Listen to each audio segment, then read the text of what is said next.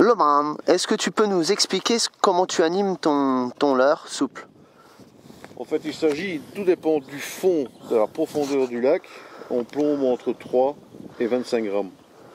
Que ce soit une leurre, une marque quelconque, n'a pas beaucoup d'importance.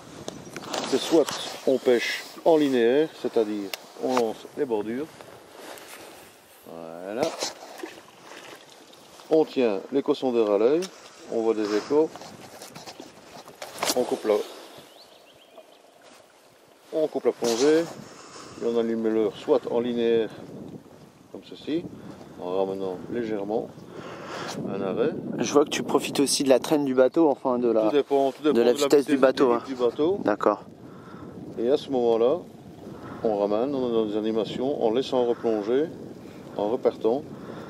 Technique du poisson mort en fait, donc un poisson blessé. Donc on ramène. Théoriquement, si le poisson est dans les environs, c'est pratiquement imparable. Soit une tape sur la canne, un arrêt sec, brutal, ferrage appuyé et la remontée du poisson. Et j'ai une question à te poser. En fait, tu dis entre 3 et 25 grammes.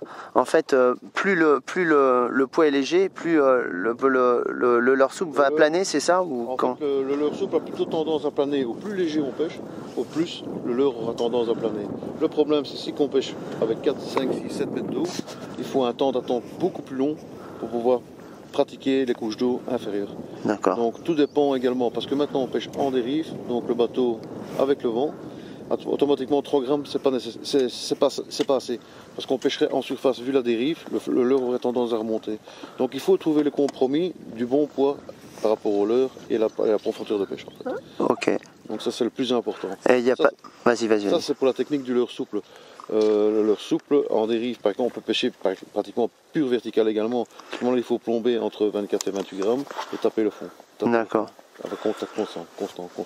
Et il n'y a pas de règle vraiment, il n'y a pas de règle par rapport à la profondeur où tu pêches selon le grammage. C'est vraiment, si tu roules, t'as pas fait un tableau genre, par exemple à 0,5 km/h, tant de grammes, non, il va planer à tant de profondeur. Le bateau peut très bien dériver à du 5, 6, 8 km/h. C'est à nous d'adapter la plombée par rapport à la vitesse du bateau. D'accord. On pêche encore en dérive, hein, donc on n'est pas à l'arrêt avec le moteur électrique en fait. Hein.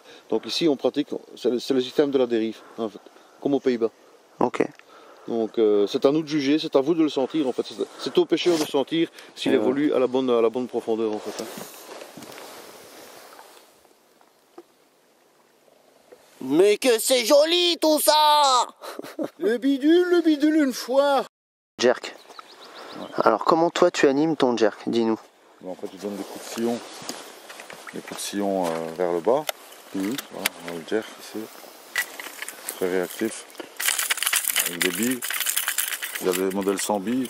Mais bon on essaie toujours avec les billes pour déclencher l'attaque et attirer l'attention des carnassiers. Tiens, fais voir.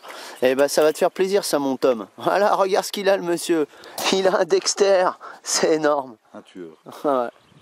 Un tueur en série. T'aimes bien ce leurre? Ouais, j'aime bien. Il est comme sûr des super résultats en polder aussi. D'accord. Parce qu'en fait, quand la bille se repositionne, il a une vibration typique. Alors, donc. D'accord. Régulièrement ou est-ce que tu t'arrêtes de temps en temps? Je peux faire des arrêts. Ouais. C'est parfois à l'arrêt qu'ils attaquent.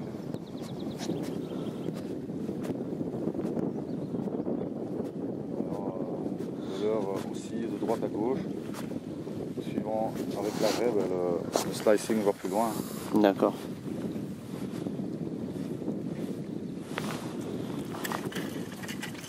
Et il faut une canne raide, il faut. Voilà, qu'est-ce qu'il faut exactement? Il faut une canne de puissance 100 grammes. Ouais. Assez raide pour pouvoir animer le leurre comme il faut. Mais bon, moi je préfère pas trop raide non plus parce qu'alors le travail du poisson n'est pas agréable. Quand une canne est trop bâton, il faut déjà un fameux poisson pour la faire, pour plier le blanc. Il est beau en plus. C'est du beau, c'est du fish. Maîtré? Oh ouais, c'est maîtré le man.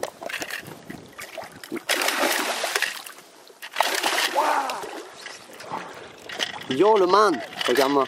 Big pot. Yes. Master pike. Le trac ou casse.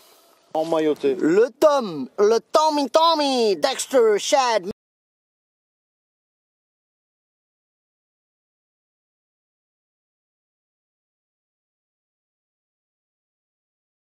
Ça fait quoi la touche alors du brochet que tu viens de prendre là?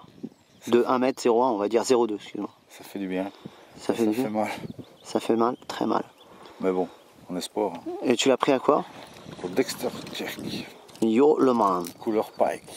Ok, merci. Une belle tape. Belle tape? Voilà, belle tape.